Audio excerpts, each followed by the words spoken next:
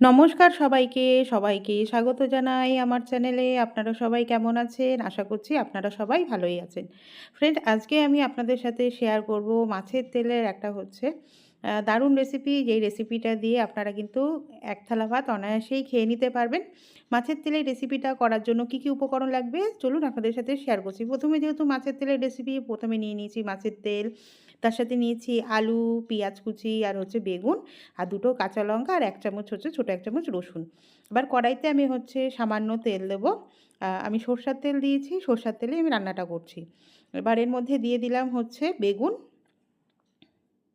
আর তার সাথে আমি বেগুনগুলোকে লম্বা, লম্বা করে কেটে নিয়েছি। তার সাথে দিয়েছি আলু। বেগুন আর আলুগুলোকে হালকা তেলে আ ভালো করে একটু ভাজা, ভাজা করে নেব। গ্যাসের ফ্লেমটাকে হাই রেখে এটাকে একটু ভাজা, ভাজা করে নেব। আপনারা চাইলে বেগুন আর আলুটাকে কিন্তু আলাদা, আলাদা করে ডিপ ফ্রাইও করে নিতে পারেন। কারণ বেগুন আর আলুটা আমার ভালো করে ভাজা হয়ে গেছে, লাল, লাল করে ভাজা হয়ে গেছে। এবার এটাকে আমি কড়াই থেকে তুলে নিচ্ছি।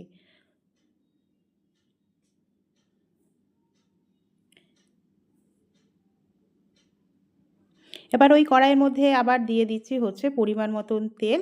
তেলের পরিমাণটা এই রান্নাটাতে খুব বেশি দরকার নেই। কারণ মাছের তেল পটকা, যেহেতু মাছের তেলের থেকে অনেকটাই তেল বেরোয়, তাই পরিমাণটা কমই দিয়েছি। এবার তেলের মধ্যে দিয়ে দিলাম ২ টো কাঁচা লঙ্কা চেরা, আর তার সাথে দিয়ে দিলাম ছোটো ১ চামচ রসুন বাটা। রসুন বাটা দিয়ে এটাকে ভালো করে আ লাল, লাল করে ভেজে নেবো। আমার রসুনের বাটার কালারটা কিন্তু একটু লাল এসছে। আমি আগে মিক্সিতে টমেটো বেটেছিলাম বলে ওর জন্য কিন্তু কালারটা লাল এসছে। কেউ কিছু তাতে আবার মনে করবেন না।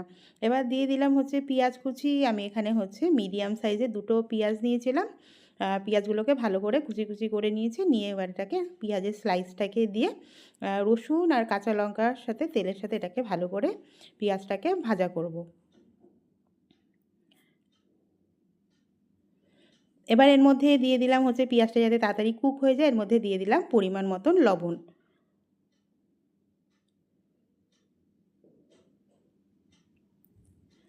লবণ দিয়ে এটাকে ভালো করে ভাজবো, মানে এটা পুরো লাল হয়ে যায়, মানে পেঁয়াজটা পুরো যাতে ভালো করে ভাজা হয়ে যায়। এবার এর মধ্যে আমি সামান্য কালো জিরে দিয়ে দিচ্ছি। কালো জিরেটা অপশনাল, চাইলে দিতে পারেন, না চাইলে নাও দিতে পারেন। আবার কালো জিরেটা আপনারা চাইলে কিন্তু ফোড়নেও দিতে পারেন।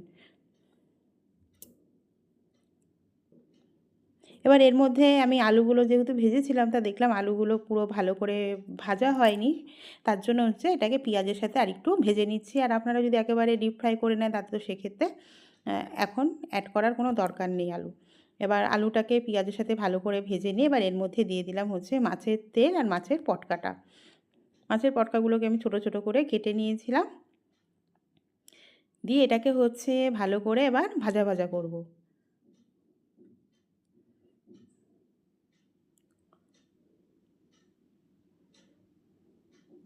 এবার এর মধ্যে দিয়ে দিলাম শুকনো লঙ্কার গুঁড়ো।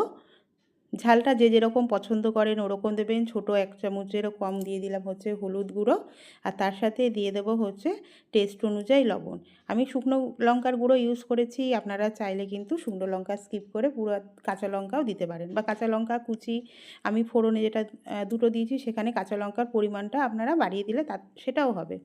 তো শুকনো লঙ্কা দিলে একটু টেস্টটা ভালো হয়, তাই আরকি আমি শুকনো লঙ্কা দিলাম। শুকনো লঙ্কাটা সম্পূর্ণ অপশনাল, চাইলে দিতে পারেন, না চাইলে পুরোপুরি স্কিপ করে যেতে পারেন।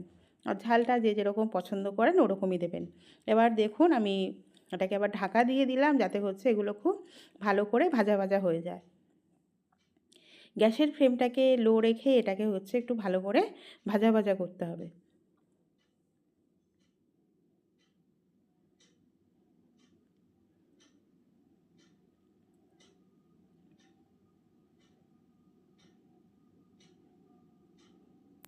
এগুলো আমার ভালো করে ভাজা হয়ে গেছে। এবার আমি এর মধ্যে, আমার যেহেতু একটু সময়ের অভাব ছিল, আমি এর মধ্যে একটু সামান্য জল দিয়ে দিলাম, যাতে সব কিছু একদম ভালো করে সেদ্ধ হয়ে যায়। আপনারা জলটাকে, আমি সবসময় বলব, জলটাকে অ্যাভয়েড করার চেষ্টা করবেন, যাতে জলটা না দিতে হয় সেটাই চেষ্টা করবেন। সেক্ষেত্রে একটু সময় বেশি লাগবে, কিন্তু তাতে রান্নার স্বাদটা কিন্তু আরও ভালো হবে। আমার একটু সময়ের অভাবের জন্যই আমাকে একটু তাড়াতাড়ি করে জল দিয়ে রান্নাটাকে কমপ্লিট করে নিতে হলো। এবার এটা সব কিছু হয়ে গেলে জলটা যখন শুকিয়ে আসবে তখন এর মধ্যে অ্যাড করে দেবো হচ্ছে বেগুন ভাজাটা। আর আলুটাকে যদি আপনারা ডিপ ফ্রাই করে নেন তা সে এখন মানে বেগুনের সাথে আলুটাকে আপনারা অ্যাড করতে পারেন। এবার দিয়ে এটাকে হচ্ছে ভালো করে একটু মিক্স করব, মানে রেসিপিটা হচ্ছে গা মাখা, মানে শুকনো গা মাখা মাখা টাইপের হবে, ওর জন্য এটাকে ভালো করে একটু মিক্স করে নেব।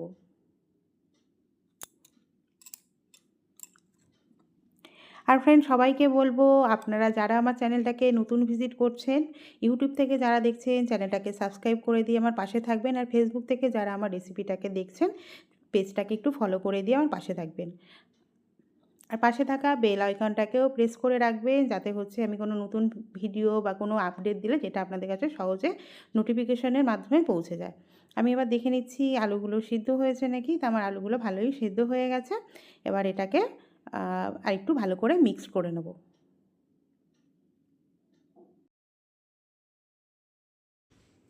আবার কিছুক্ষণ ঢাকা দিয়ে রাখলাম, মিনিট 2-3। দেখুন কতটা তেল ছেড়ে দিয়েছে। আমি একটুখানি তেল দিয়েছিলাম, মাছের তেল থেকে যেহেতু তেল ছাড়ে, তেলের পরিমাণটা কিন্তু অনেকটাই হয়ে গেছে। তাহলেই আমাদের রেডি হয়ে যাবে মাছের তেলের পটকা রেসিপি বা তেল পটকা। আর ফ্রেন্ড সবাইকেই বলবো, আপনাদের যদি আমার রেসিপিটা ভালো লাগে, আমার রেসিপিটা ভালো লেগে থাকে, আপনাদের ফ্রেন্ড আর ফ্যামিলির সাথে আমার রেসিপিটাকে একটু শেয়ার করে দেবেন। আর কেউ যদি আমার চ্যানেলটাকে নতুন ভিজিট করে থাকেন বা কেউ যদি ফেসবুক থেকে দেখে থাকেন, পেজটাকে একটু ফলো করে দেবেন। আর ইউটিউব থেকে যারা দেখছেন চ্যানেলটাকে একটু সাবস্ক্রাইব করে দেবেন আর পাশে থাকবেন।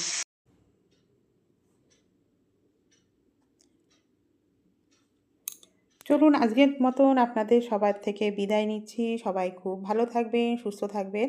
আবার দেখা হবে আপনাদের সাথে নতুন কোনো একটা রেসিপি নিয়ে। টাটা সবাইকে।